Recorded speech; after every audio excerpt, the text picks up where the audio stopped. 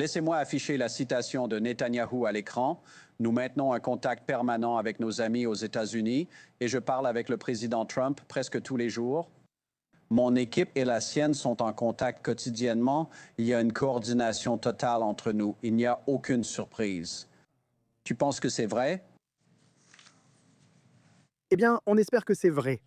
Israël et les États-Unis ont travaillé extrêmement étroitement ensemble pendant l'opération Epic Fury, si étroitement que des avions américains ravitaillaient en vol des chasseurs israéliens. Mais je pense que tout le monde au Moyen-Orient regardera avec inquiétude la possibilité que les États-Unis se retirent sans avoir complètement mis fin à la menace de l'agression iranienne.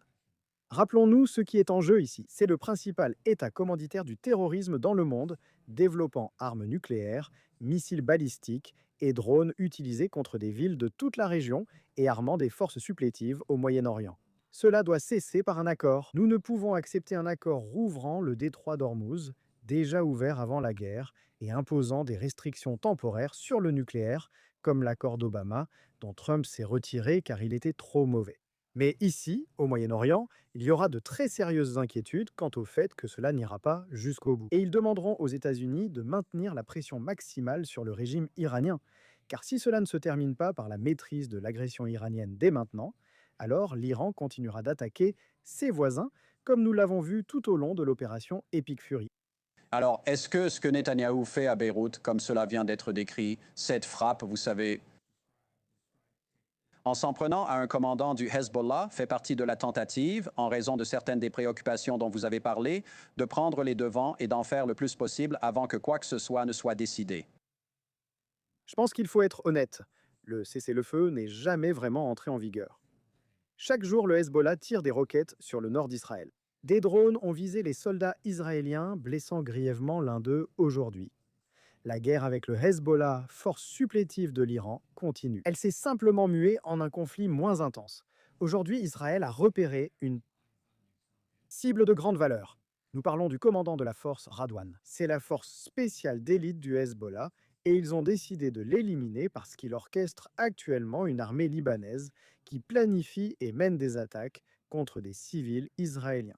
Mais clairement, Israël ne veut pas que ce conflit avec le Hezbollah se termine avec le Hezbollah contrôlant toujours de vastes parties du sud du Liban, toujours capable de se réarmer et de reconstruire cette force. Et c'est exactement ce qui se passera si cela se termine avec le Hezbollah toujours debout et le gouvernement libanais, on peut en parler aussi, qui se dégonfle devant une confrontation directe avec le Hezbollah. Le gouvernement évitait la confrontation comment?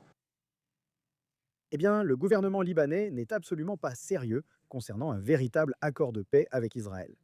Et le Premier ministre libanais l'a lui-même dit aujourd'hui. Il a affirmé ne pas vouloir de normalisation avec Israël, alors que pour les téléspectateurs, cela représente la paix. Cela signifie avoir un ambassadeur, des liens commerciaux, des vols et du tourisme dans le pays de l'autre. Il dit ne pas en vouloir. Non seulement il ne veut pas de cela, mais il veut désarmer le Hezbollah par des discussions directes.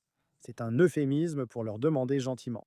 En Israël, on craint que le gouvernement libanais cherche seulement à gagner du temps pour obtenir le retrait israélien. Cela permettra au Hezbollah de se réarmer au lieu de démanteler sérieusement cette milice libanaise qui prend ses ordres du corps des gardiens de la révolution islamique en Iran. Dernière chose, quel est votre avis sur la situation actuelle en Iran et sur la possibilité d'un accord ou d'un cadre d'accord prochain? Nous venons de recevoir une information du CENTCOM, le commandement central des États-Unis, en provenance de Tampa, en Floride, qui indique que les forces opérationnelles présentes dans le golfe d'Oman ont fait respecter le blocus en déstabilisant. Aujourd'hui, un pétrolier battant pavillon iranien, qui selon eux tentait de faire route vers un port iranien, ce matin, à notre heure à New York, vers 9 heures, l'annonce a été faite cet après-midi. Donc, vous savez, ça aurait été le genre de gros titre que nous aurions eu ces derniers jours. Le blocus est-il toujours en vigueur? L'échange de, vous savez, tout sauf des politesses, si l'on peut dire, est toujours en vigueur. Que se passe-t-il vraiment là-bas, à votre avis? Je doute qu'un accord avec l'Iran mette fin à cette guerre dans des conditions acceptables pour les États-Unis et l'Occident. Et ce n'est pas seulement parce que les Iraniens n'ont montré aucune volonté d'abandonner cette arme de fin du monde qu'est leur capacité nucléaire, c'est vrai. Mais aussi parce qu'il n'est pas clair qui est aux commandes en Iran. Toute la direction a été décapitée dès le début de la guerre. Ils ont envoyé une grande délégation aux négociations, clairement pour se surveiller mutuellement. Le corps des gardiens de la révolution semble dirigé, avec le général Vaïdi prenant les décisions. Mais dans la mesure où les gardiens de la révolution sont aux commandes, ce sont les plus radicaux des radicaux, opposés à tout accord qui ferait que l'Iran ne soit plus une menace pour la région. J'espère que nous obtiendrons un accord mettant fin à la menace iranienne, même si j'ai du mal à voir comment cela serait possible. N'avez-vous pas l'impression, cependant, que le président Trump veut simplement se retirer de tout cela? Je pense que le président Trump a raison de vouloir mettre fin à cette guerre, mais la guerre doit se terminer sans que l'Iran ne possède de l'uranium hautement enrichi, qu'il pourrait rapidement enrichir davantage et transformer en bombe nucléaire. Elle doit finir sans que l'Iran ne reconstruise les missiles balistiques ayant servi à frapper l'aéroport de Dubaï et les raffineries de pétrole au Moyen-Orient. Elle ne peut certainement pas se conclure par l'impunité pour le Hamas, le Hezbollah et les Houthis, comme l'Iran l'exigeait. Tout le monde ici veut voir ce conflit se terminer et l'économie mondiale rebondir. Mais la crise du principal État parrain du terrorisme mondial, cherchant à se doter d'armes nucléaires, de missiles balistiques et de forces supplétives, doit aussi être traitée. Eylon Levy, en direct de Tel Aviv. Merci pour votre temps, monsieur.